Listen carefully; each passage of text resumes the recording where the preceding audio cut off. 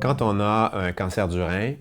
qu'il soit dans un stade métastatique ou localisé, les options de traitement que l'on offre sont généralement des agents de chimiothérapie, des agents d'immunothérapie, de radiothérapie ou de chirurgie.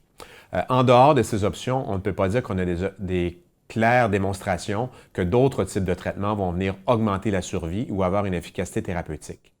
Pour certains groupes de patients, par contre, même s'ils ont une maladie qui est déjà métastatique, elle évolue tellement lentement qu'on peut se permettre, pour certains d'entre eux, et pour parfois de longues périodes, de simplement les suivre sans avoir à les traiter.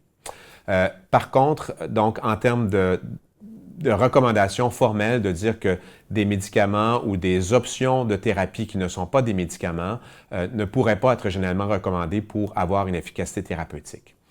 On sait cependant que certains types d'agents, on a parlé antérieurement du cannabis, peuvent peut-être réduire les symptômes qui sont associés à la thérapie que l'on donne pour le cancer du rein. Et dans ce contexte-là, parfois, lorsqu'on sait la composition de ce que l'on peut donner, il est possible de considérer de façon conjointe de donner donc un médicament et d'autres types de thérapies pour réduire les effets secondaires.